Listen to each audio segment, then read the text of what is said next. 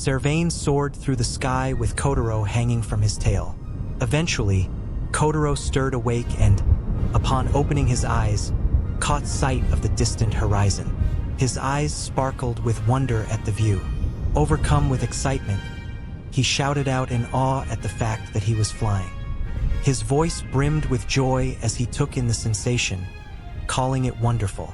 Servain remained silent as they continued their flight. Kotarou then turned his attention to the vast world before him, asking how far it extended and what mysteries might lie at the edge of the horizon. Servain responded with a scoff, remarking on Kotarou's curiosity despite just arriving in the world. He called the world a boring place, unchanged as always.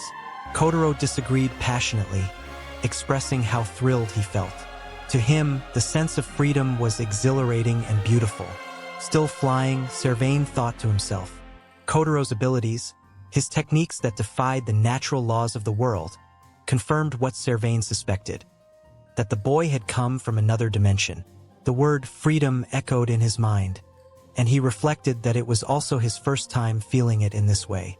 He then answered Kotarou's earlier question about what lay beyond the horizon. He explained that past the visible edge was the Dragon's Nest, a floating island in the sky feared by demon kind. Deep within a place known as the Abyss, legendary weapons and treasure were said to rest, though no one who ventured there had ever returned. There was also the World Tree, a massive tree that pierced the heavens. The world, he admitted, was vast. So vast that even he, a former demon lord, had not explored all of it. As Servain described the wonders of the world, Kotarou silently thought to himself that he wanted to go. Servain then revealed their destination, the Tower of Time. Inside, the flow of time could be freely manipulated. He remarked on Kotarou's weakness, his fragile body. Kotarou paused, then his expression shifted. Shame filled his face as he admitted that he couldn't save Hyrie and Miria. However, he believed that they weren't in life-threatening danger. Servain tried to speak, implying that those two might already be gone, but Kotarou cut him off. He insisted he had heard them. A flashback revealed the source of his conviction. While being carried away, he had focused his senses and overheard Demon King Jura speaking about using Hyrie and Miria to draw Kotarou into the demon kin. Kotarou had caught those words and remembered them clearly. Servain, hearing this, gave a quiet chuckle as he processed what Kotarou had said.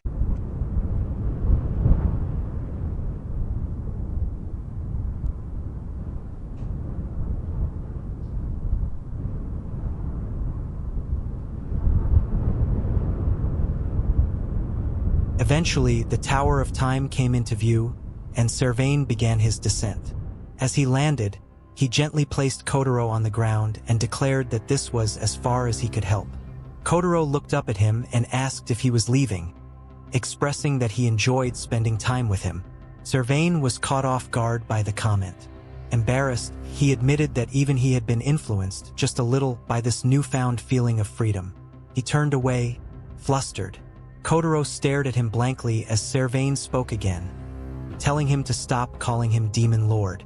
If Kotarou hated domination, then there was no need to refer to him as a king. He declared that he was no longer a ruler and instructed Kotarou to call him Servain instead. With that, Servain took to the skies and flew off, leaving Kotarou at the base of the Tower of Time. Kotarou called out after him, telling him to fly with him again someday. As Servain disappeared into the distance, a figure suddenly approached Kotarou from behind. The figure expressed disbelief at seeing the former demon lord, remarking on how different he had become compared to 100 years ago. The figure then turned to Kotarou, questioning whether the change in Servain was his doing. He revealed that he had been watching everything from his position and invited Kotarou to come inside. This figure was one of the 4 great heroes, Magic Golem BB-28. On the Tower of Time, BB-28 began to speak, explaining that the tower wasn't always suspended in the sky. It used to be a place where many sought to regain their youth. But eventually, the desire to monopolize the tower led to bloodshed. After the Demon Lord was defeated, the hero Arzlad had suggested that BB-28 become the tower's protector. Recalling this, BB-28 admitted to being happy at the time, though it was a happiness born from anxiety. Not having the concept of a lifespan, BB-28 had been given a mission, becoming the tower's guardian. At that moment, Kotarou, now sitting atop BB-28's head, began slapping it excitedly. BB-28 reacted in surprise, demanding that he stop and expressing concern over the unusual hat being touched, only to reveal that the hat was actually its face. It quickly kicked Kotarou away, muttering about how rude the child was. Declaring its role as administrator of the tower, BB-28 warned Kotarou that this wasn't a place one could casually enter. Kotarou's desire to grow older was unprecedented, but even he was no exception. Seated calmly on the floor, Kotarou asked what he needed to do to gain access to the tower. BB-28 responded cryptically that it would depend entirely on him. Kotarou then jumped back onto its head, slapping it again and calling it a pompous rockhead, causing BB-28 to scream in protest.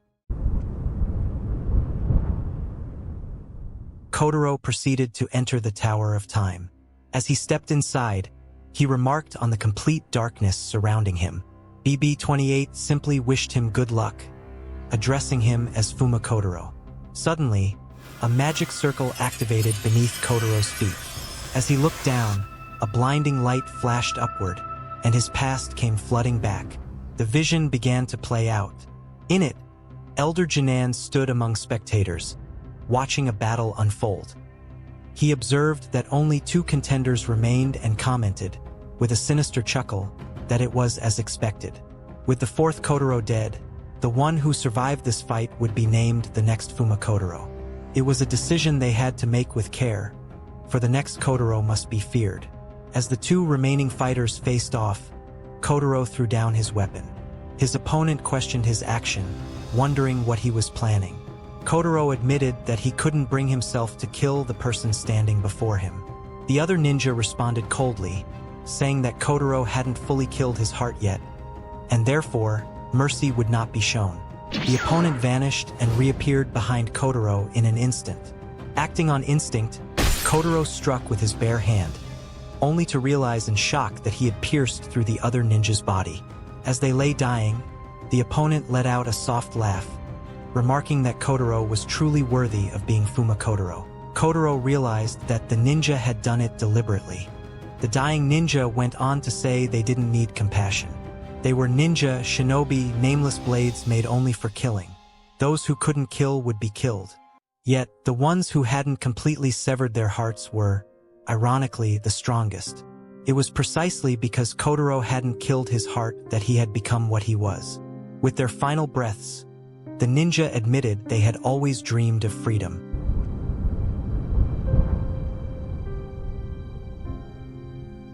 Kotarou wept as their life slipped away. More memories surfaced. Kotarou, reflecting in the vision, whispered that he had never forgotten. Not the person, nor their dream. The dream of freedom. Somewhere along the way, however, he had lost his heart and given up, believing the dream to be impossible. But now things had changed. He vowed to embrace freedom not only for himself, but also for the one he lost. In the present, the magic circle's light intensified, and a new body emerged from the radiance. BB-28 looked on, calling it splendid. It declared that life was a battle against despair. Those who were crushed by it were swallowed by darkness, but those who overcame despair and bore its scars were the ones truly worthy of life again. This, BB-28 revealed, was the very purpose of the Tower of Time. Only those who had conquered their deepest wounds could make use of its power. As expected of someone acknowledged by Hyrie, Kotarou, now transformed, stood firm and made a promise. He would definitely save Hyrie. Kotarou's body surged with energy as he stood tall, now appearing as though he were around 15 or 16 years old. No longer restricted by his former form, he marveled at how easily he could move. He wasn't an old man, nor a baby anymore. His muscles stretched and flexed with newfound vigor, and a sense of freedom and excitement overwhelmed him. Life in this world felt truly mysterious and fascinating. Despite Kotarou being completely naked, he radiated with excitement. BB-28 observed the scene, finding it somewhat concerning and wondering whether it might be a good idea to find him some equipment. After all, a hero didn't exactly look the part like that. Kotarou placed his hand on BB-28's head, announcing that he would play with it again. BB-28 stared up at Kotarou. Memories of the past flashed through its mind. Arslan had once done the exact same thing, saying the same words Kotarou just had. It realized Kotarou had been worried about it being alone and had only been putting on an act. Before BB-28 could say anything more, Kotarou had already jumped off the edge of the Tower of Time, calling out that he would see it soon. BB-28 watched him go, thinking that he was so reckless, just like Arslan, and silently wished he wouldn't die. It called out his name, Fuuma Kotarou.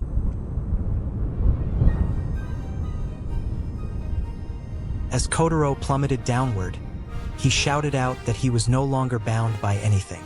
He declared himself free with goals of his own, living for himself. Suddenly, a massive skeleton appeared before him. Reacting quickly, Kotarou used a ninjutsu called Silent Steps, allowing him to land safely on the skeleton. This technique was a fundamental ninja taijutsu method that erased a person's presence at the moment of landing, allowing them to become as if they were nothing. Relieved, Kotarou caught his breath and admitted he hadn't expected to already be at ground level, or at least what seemed like ground level. Looking around from atop the skeleton, he noted how strange it was for something like this to suddenly appear in the clouds and decided he would climb down from there.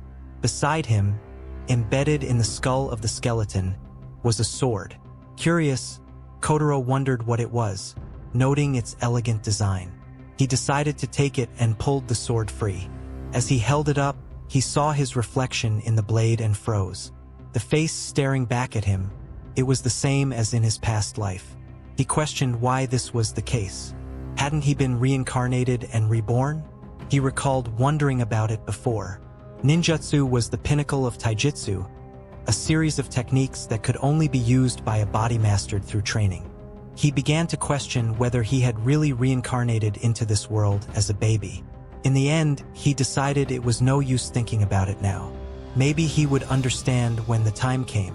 Without lingering further, Kotarou dashed off, heading down the skeleton. Farther down the massive structure, several other people were making their way along its length. One of them complained, wondering how far the skeleton actually extended. Another asked if they were at least halfway there and called out to someone named Act. Act responded that they weren't even 10% in yet, as expected of an S-rank demonic realm dungeon. The girl among them struggled to breathe, saying the oxygen was too thin. Act reminded them that ahead of them was the legendary Dragon Slayer sword. Someone questioned why they were even there. Act snapped at them, demanding to know if they were really part of the hero's party. The boy with the large bag shrugged it off, saying it was just for fun and that there was no way they could reach the very top. The girl admitted she just wanted to go home. Act shouted that he was serious. If he had that magic sword, he could become a real hero. Suddenly, they noticed something approaching. A massive figure stepped forward and stood before them. It laughed darkly, mocking the idea of mere humankind seeking the legendary Dragon Slayer sword, asking if they were playing explorers. The group immediately realized the danger. They were facing a wandering armor. Panic set in. The armor gave them 3 choices: die by its hand and have their food stolen, leave their food behind and jump from the skeleton, or become its slaves. Act thought to himself that these were the worst possible 3 choices. Then, in desperation, he declared that he would become the armor's slave. At that moment, Kotarou landed between the group and the wandering armor. He greeted them casually. The armor's attention was instantly drawn to the sword in Kotarou's hand. It recognized the weapon. It was an S-rank piece of equipment, the legendary dragon killer, known as the Dragon Slayer sword, a terrifying magic weapon with special attacks specifically meant for dragons. The group stared at Kotarou in total surprise. Act stared at Kotarou in shock as he noticed the sword in his hand. He recognized it instantly. A human from above wielding the Dragon Slayer sword. Kotarou casually explained that he had just picked it up earlier because it had fallen. Act, confused, repeated the word, fell, trying to make sense of it. Kotarou then offered to give him the sword, which made Act explode with disbelief and excitement. Act was stunned and asked if Kotarou was truly serious about the trade. Kotarou confirmed, insisting on exchanging the sword for everything Act was wearing. The boy with the bag encouraged him excitedly, and Act hesitated, wondering aloud about giving up his clothes.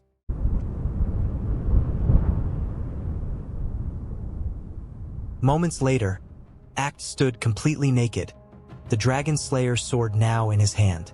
The boy with the huge bag burst into laughter, not expecting Act to actually go through with it. The girl winced, commenting that seeing Act's ugly body was a bit too much. Meanwhile, Kotarou cheered, celebrating that he finally had clothes. He now wore D-rank equipment: an adventurer's cloak, traveler's clothes, and adventurer's boots. He realized he had been naked the entire time, a thought that made the girl faint from sheer excitement. Suddenly, laughter echoed nearby as the wandering armor approached. It expressed its delight, amazed that the Dragon Slayer sword had practically been delivered to it. Reaching out, it demanded the sword. But as Kotarou turned, the armor was suddenly cleaved in two. The sword had been swung just past Kotarou's head. Looking ahead, Kotarou saw Act, whose expression had twisted into something manic. With a crazed look in his eyes, he muttered to himself with a deranged smile, declaring his intent to cut everything around him to pieces. The boy with the bag shouted out in concern, asking what was wrong with him. The girl observed that Act may have lost his mind from holding the Dragon Slayer sword. The boy, still confused, asked for clarification. The girl explained that the sword was cursed. If someone wasn't strong-willed, they would descend into madness. As Act screamed like a madman and prepared to attack again, Kotarou acted quickly. He knocked Act down and took the sword away. Once the sword left his grasp, Act's eyes slowly returned to normal. Kotarou noted that if the sword truly caused madness and brought disaster, then it would be better if he were the one to keep it. Act lay on the ground while the boy and the girl stood over him. The girl told him he had finally come back to his senses. Act, still dazed, asked what had happened. She explained that he had lost his mind because of the magic sword. He stared up, confused, and asked if that was really true. As she watched Kotarou from a distance, the girl sighed and reflected on how amazing he was. To equip a cursed weapon like that, just how much training had he gone through? She sparkled at the thought. Act, clearly confused, leaned toward the boy and asked what was going on. The boy, still looking at the girl, replied quietly, "It was love." Down below, Kotarou finally reached the base of the massive skeleton.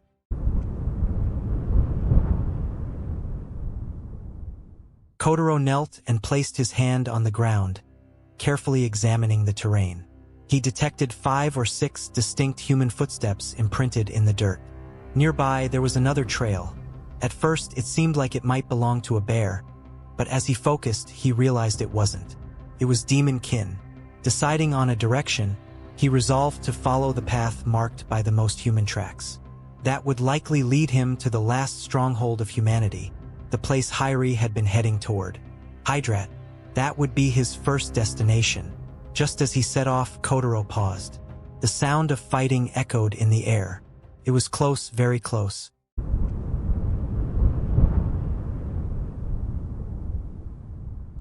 The scene shifted. The ground ahead was littered with corpses, bodies strewn across the battlefield in grotesque heaps. Amidst the carnage, one of the mangled creatures on the blood-soaked ground twitched and struggled to lift its head. With its last breath, it tried to speak, stunned by what it had witnessed. It whispered in disbelief about the presence of a human-kin wielding such immense power.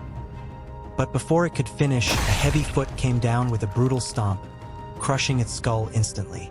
The one responsible crouched beside the corpse and began tearing into the remains without hesitation. A voice called out to the one feasting, asking where they were, noting the presence of wolves nearby to eat, and pointing out that she seemed to have gotten smaller. Meili responded with a low murmur, savoring the flesh between her teeth. Tasty. From a safe distance, Kotarou observed the scene. He stared in disbelief as he realized what they were doing. They were eating monster meat. Kotarou's eyes lit up with excitement as he declared that he had found some weirdos. As he sparkled with joy, a deafening roar suddenly erupted. He quickly covered his ears, only to realize the sound came from someone's stomach, specifically Meili's. Meili groaned, still hungry. The creature attached to her body pointed out that there might still be some wolves nearby they could eat. Meili's attention then turned toward Kotarou, who stood waving cheerfully. Kotarou asked if they were in the middle of some kind of training, remarking that it reminded him of when he used to eat poisonous mushrooms daily to build up poison resistance. In a flash, Meili appeared right in front of him. Kotarou was stunned by the speed, wondering when she had moved. As Meili stared at Kotarou, drool began dripping from her lips. The creature on her body urged her to eat Kotarou, thrilled at the idea of finding humans in this world. They had thought it was just a wolf paradise. Meili hesitated, prompting the creature to ask what was wrong. Meili replied that she couldn't eat innocent people. The creature protested, reminding her that they had already died once.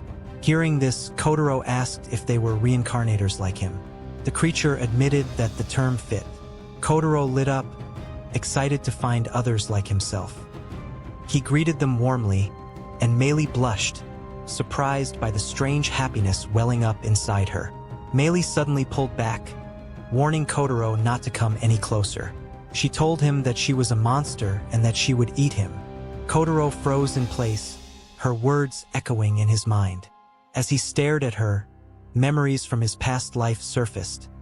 Memories of being called a monster himself. Instead of fear or hesitation, a gentle smile formed on his face. To him, it seemed reincarnators were destined to meet weirdos. He told her not to worry, that they were the same, and that he didn't mind. Then he slowly reached out his hand to her. Meili was taken aback by the gesture. A quiet joy stirred within her, and she whispered that she was happy. But then, without thinking, she suddenly bit down on Kotarou's finger. Kotarou cried out, startled, and questioned what had happened to the handshake. Realizing what she had done, Meili panicked and dropped to the ground, sobbing that she had done it unconsciously and that she really couldn't get along with anyone after all. Suddenly, a massive creature loomed behind Kotarou. It was the werewolf boss, its voice trembling with fury as it roared that they had killed its brothers and that it could never forgive them. Kotarou immediately sensed the surge of killing intent. As he turned to face the threat, Meili shot past him like a blur. With a gleam in her eyes, she asked if the food was meant for her, then bit straight through the enormous creature in a single powerful chomp, bringing it down in an instant. Kotarou smiled at the sight, amused and impressed. In his mind, he thought that she was definitely an interesting girl. He then realized they hadn't exchanged names and introduced himself as Fuuma Kotarou. Meili replied, explaining that she hunted those who harmed humans, predators, and that her alias was Red Riding Hood or Cannibal Hood. Kotarou remarked on how cleanly she ate, noting that not even blood or bones were left behind. With that, he said he was in a hurry and might see her again somewhere else. Meili froze, her eyes locking onto Kotarou before a blush crept across her cheeks. Softly, she said that she hoped so too, and that maybe someday she would have a friend. As she spoke, memories of the friends she had lost along the way flickered through her mind. The creature on her body sighed, admitting that it was probably no use, that they'd just end up eating any friends again. With a resigned farewell, they turned and left.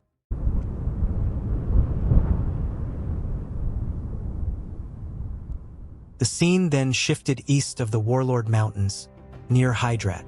At the wall of El Rado City, the silhouettes of Arslad, Hyri, and Miria stood silently. A man screamed in terror, pleading not to be killed. His voice trembled as he looked around at the devastation. El Rado's once mighty walls had been utterly destroyed, the entire city reduced to ruins. Struggling to make sense of the carnage, he questioned aloud why the former heroes, those once hailed as saviors, would do something so unthinkable.